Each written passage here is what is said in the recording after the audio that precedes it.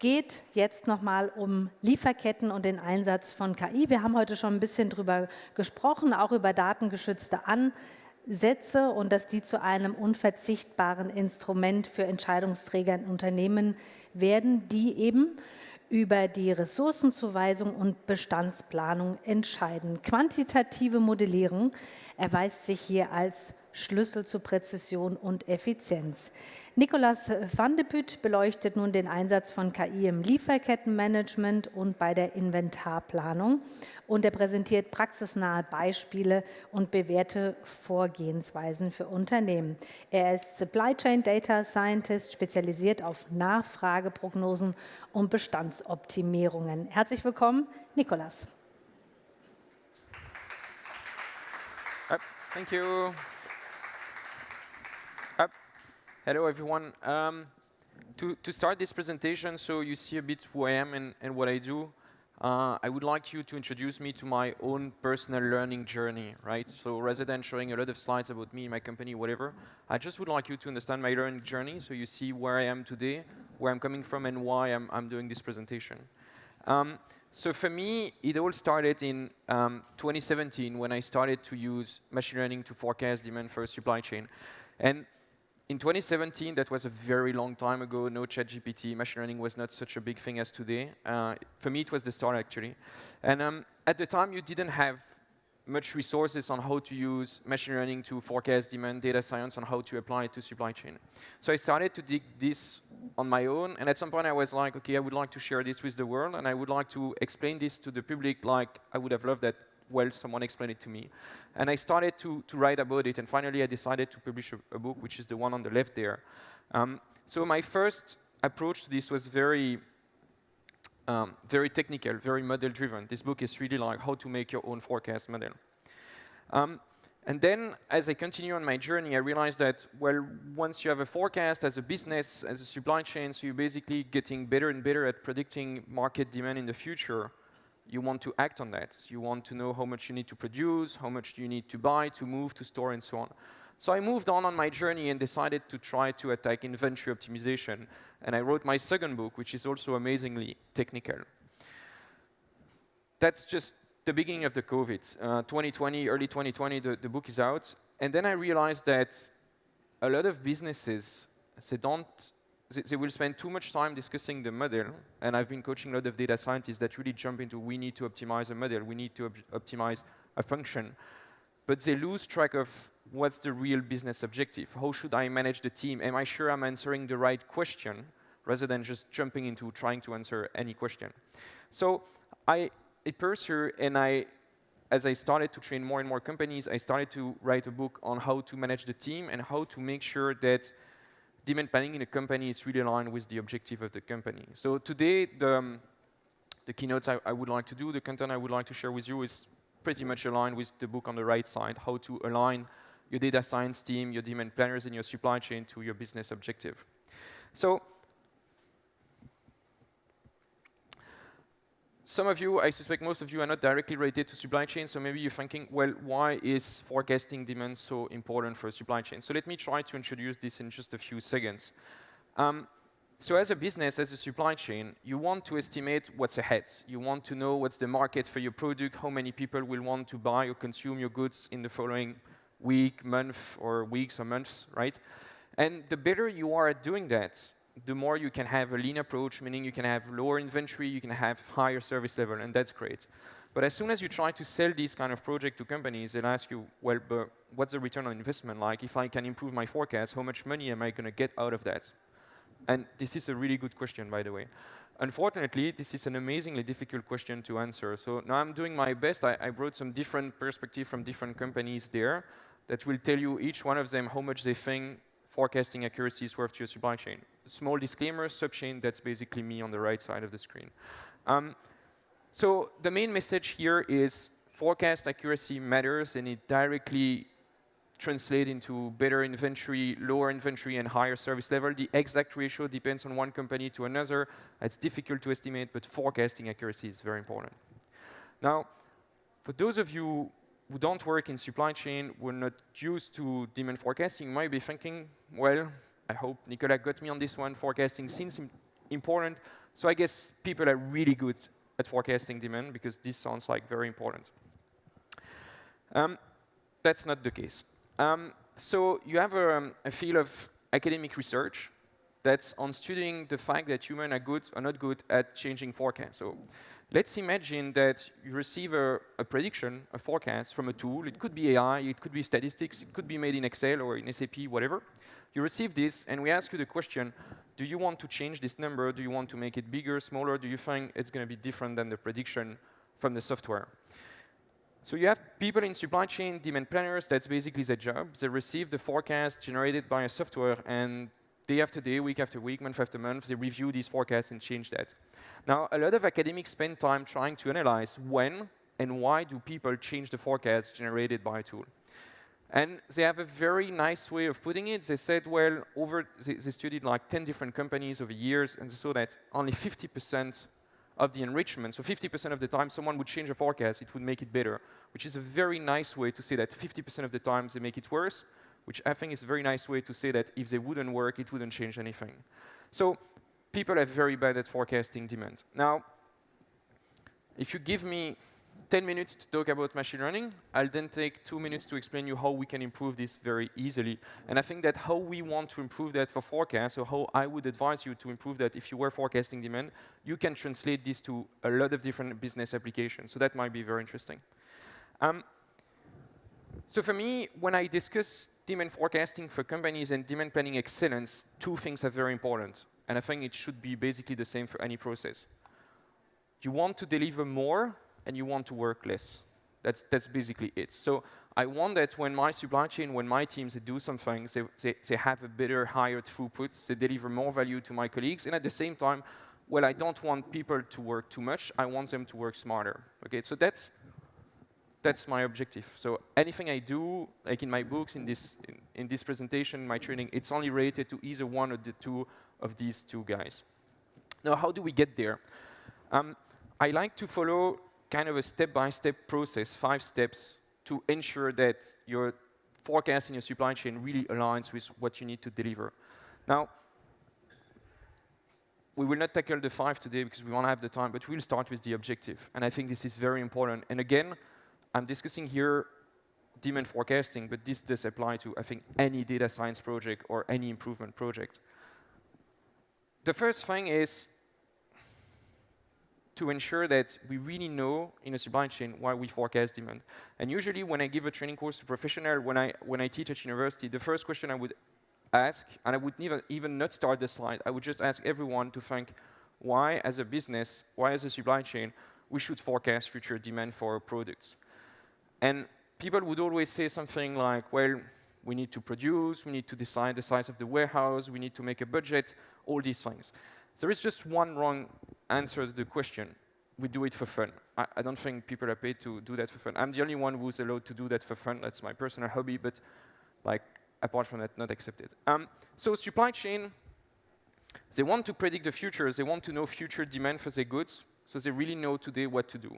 And I think that for me, it's very important in this field, and you're going to see that it's a major problem for many supply chains, to make a difference between the forecasting team, people who are responsible to make prediction, and people who make decisions.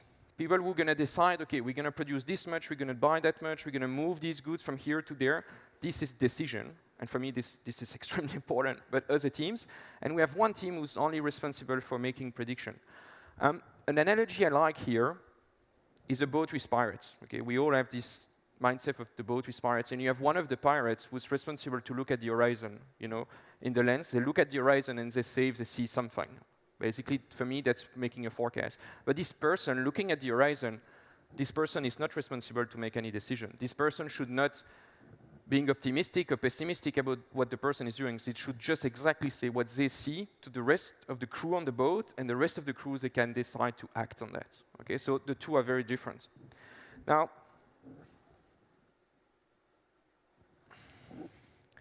this is where I get most of many supply chain people totally confused, is that for a lot of people, when the forecast says, okay, next week we think we have demand for 10,000 pieces, a lot of people think, then we need to produce 10,000 pieces. but actually not. That's the difference between a plan and between a prediction. You might predict that next month demand is going to be 10,000. Okay, that's great. And you could decide to produce 20,000, or you could decide to produce 0. Maybe you already have too much. I don't know. That's the decision, and the two should be separated. Now, what I also see, and like I posted that once on LinkedIn and had a lot of people reacting to it, people want to be on the safe side when they do prediction. People want to be assured that no one is going to attack them if they were too low. So they start to inflate prediction. So they're kind of on the safe side. But for me, again, that's totally different things. If you want to be on the safe side, you should change your plan. You should decide to produce more, which is totally fine, by the way.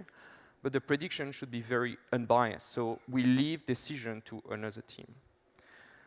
Now, the same holds true for a lot of things in supply chain, and I see a lot of confusion between a demand forecast, the sales target, the budget, and so on. I will not go in detail here.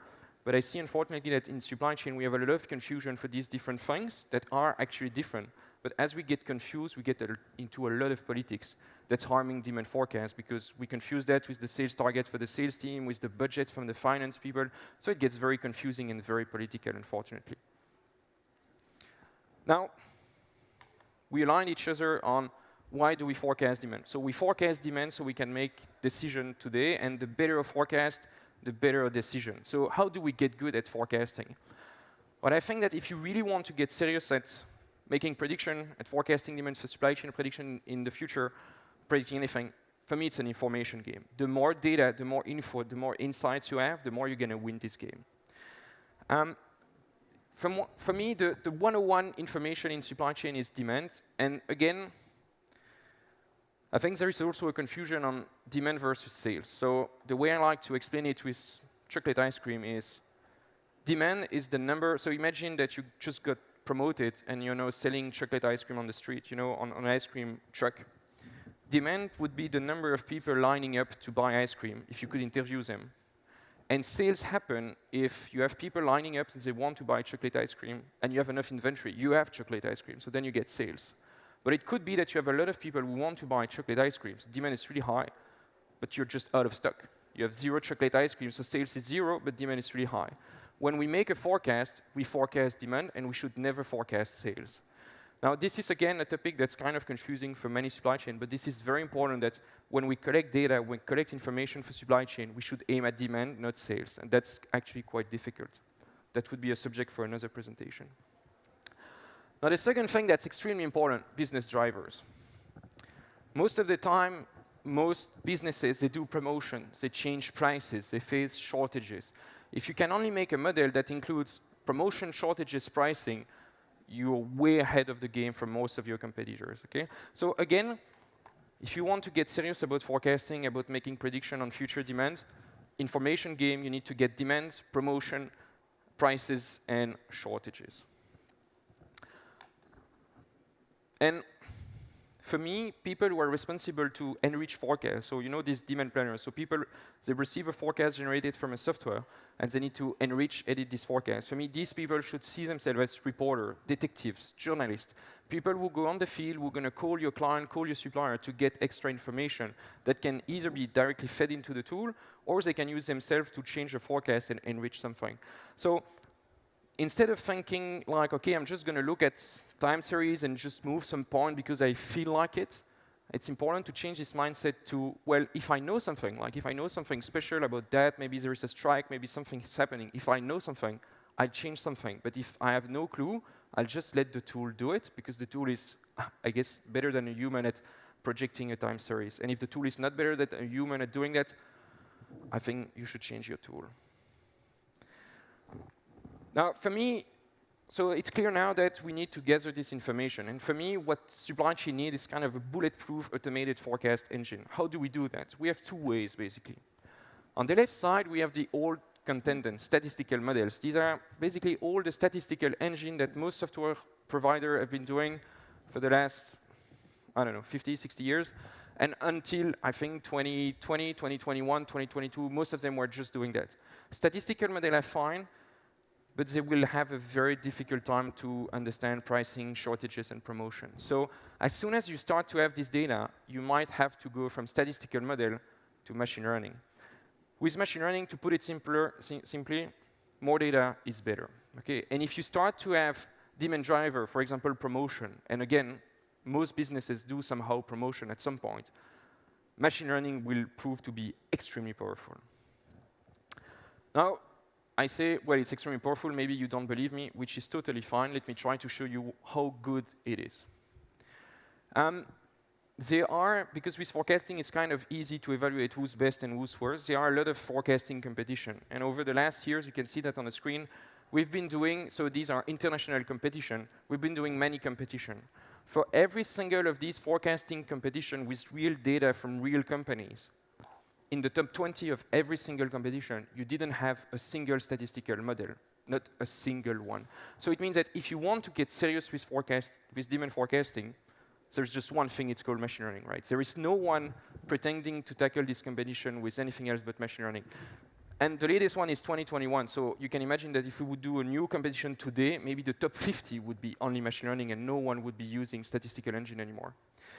So these are for some competition. Now, on the right side, I showed some of my own personal projects.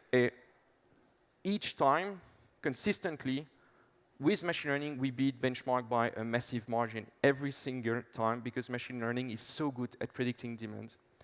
Now here, just a small parenthesis, and that might be very interesting for many of you, even if you have no relationship to supply chain at all. I think that comparing yourself to a benchmark is massively important when you do prediction data science in general. Now the issue is, which benchmark do you use? In supply chain, a lot of companies, a lot of managers will buy external industrial benchmark. I really think it's a bad idea. If you want to have a model that does some prediction, the benchmark should just be some simple model, some simple approximation, some naive forecast, something very simple you can compute yourself for free easily, and you should just compare yourself to that. So for me, when I say I beat a benchmark, it means my model is doing better than if I just took the average of the last 12 months. And that's very easy to compute. It's for free. I can do this in every single project. It's always the same. Very simple to do. Again, that's an advice you can take for any kind of industry. Now, definitely, for me, the way I see it, and it's only getting worse or better depending on how you see it, there is basically no chance for statistical model anymore, and it's just the spread between the two is just growing year after year. Now, there is just one limit to this. You need to know how to use machine learning. And I think there is some confusion there and some high expectation on machine learning. I'll go back to this slide in a second. So I think a lot of people who have no experience with machine learning think it's kind of a one square black box solution and you just plug that into your data set and it works. That's not how machine learning works. You need to spend time to format the data in a very specific way. You need to spend time to fine-tune the model, to refine it, to ensure it works properly, and so on. So machine learning works extremely well. It will beat statistical model every single time nearly, but a few very specific cases. But machine learning is definitely not something that you just plug and it's going to work no matter what. So, and I think the confusion also grows on the fact that software vendors call the solution machine learning, and then you might have the idea that, well, it's always the same thing that's applied from everyone, which is absolutely not the case. So you just have to pay attention that, well, these models might have the same name, but they actually behave very differently, and what's important is not the name of the model, but exactly what kind of data, and more importantly, even how you feed it to the tool. So one tool, two different models could be fed with promotion, but one might work really well versus the other.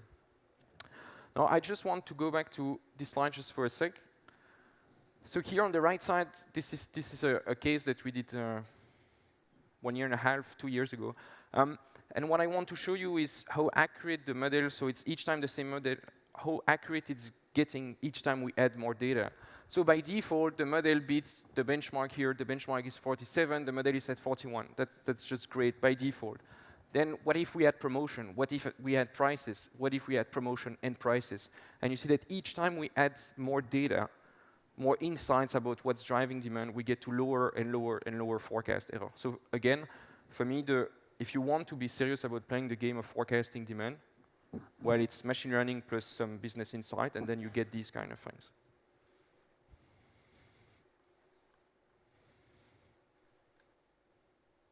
Now, I started this presentation by saying, well, when humans read the forecast made by tools and they do enrichment on that, and these were not on machine learning but statistical model, 50% of the times they don't add any value, so they make it worse. How can we improve this? We have to do something called tracking forecast value added, which is actually one of my favorite topics. I like to say that if there is just one thing you have to remember, it would be this one. So let me explain you how it works. And again, I think that this kind of concept, this kind of mindset, you can use that for basically any kind of process with any kind of model. So usually in a supply chain, when you want to forecast demand, you have multiple steps in this process. The first step would be, well, you have a forecast model. It could be an Excel file, it could be some big software vendor, it could be machine learning, but you have some forecasting model making baseline for you. Then you have demand planners, they're going to review and enrich this forecast. Then maybe the sales teams, they're going to give their opinion. And finally, you might have a final sign-off consensus meeting validating these numbers.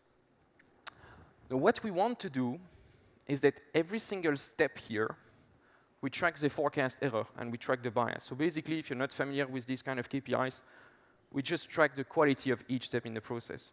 Now, that's the right way of doing it. You have to imagine that many supply chains, they don't do that at all. They just track the final number here. So they just know, well, in overall, we had a forecast error of 45%, but we don't really know how we got there. Now, if I read this here, I see that just my model alone would give me the same result. And actually, it's some very specific step in the process which don't add value that we need to change, okay? So forecast value added means that we're going to track every single step one by one, and we're going to track the added value of each step. Doing that will allow us to highlight issues, but also increase ownership, increasing accountability, and ensure that, well, over time, we see that there is, in my example, an issue with the sales team, so we should go there and discuss with them and try to understand what's the root cause. Now, understanding the root cause and how to fix it, that would be a subject for another day, because today we won't have the time, but this tool here will allow you to, well, you won't be able to do that in a single month or in a single week, but over 3 months, 6 months, you're going to see that some individuals, some teams, they tend to add a lot of value and some don't. Long story short, what I would always advise my clients is, when you revise, when you enrich your forecast, again, it's a game of information. If you know something that the tool is not aware of, it's time to act. You have a good reason to change the forecast. But if you don't have any information and you just want to play around with the numbers, that doesn't sound okay, and you should refrain from doing so.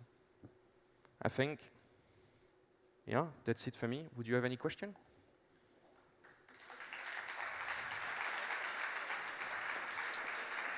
Thank you. Thank you very much, Nicolas. Oh, here's the first question.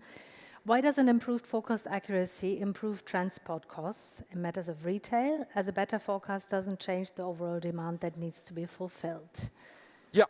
So usually when we discuss on the impact of improving forecasting accuracy, we don't talk so much about improving transportation costs. Maybe you refer to the first slide I shared where Gartner related it to it. I have no clue how Gartner came up with such a number, by the way. The only improvement you can get on reducing transportation costs thanks to better forecasts is basically that if you get really bad at forecasting and inventory planning, like really bad, you have to change goods from warehouse to warehouse, and then you get transportation costs in between your own warehouses, which is really bad. So at getting better at inventory planning and forecasting, you can reduce this kind of product shipment from one warehouse to the next. But it's true that in the end, you will still have to move all your product at some point to your stores. And a second question, how do you deal best with the difficulty of predecessor and successor maintenance? Yeah, that's definitely an aspect that's very interesting that I didn't cover. And I think in general, more broadly, data cleaning is tremendously important. And I think it's like really not a sexy topic. Like no one introduced a conference today on data cleaning. No one talked about it. Data cleaning is like one of the most important key aspects of such kind of project. You cannot expect that you can just dump all your data into machine learning and you're going to get something right away. You need to spend weeks, if not months, at cleaning the data, and you need to maintain extremely clean data over time to ensure that you don't get rubbish into your tool. Now, making sure that you deal with the introduction of new product, and specifically here, predecessor and successor, is part of this data cleaning exercise.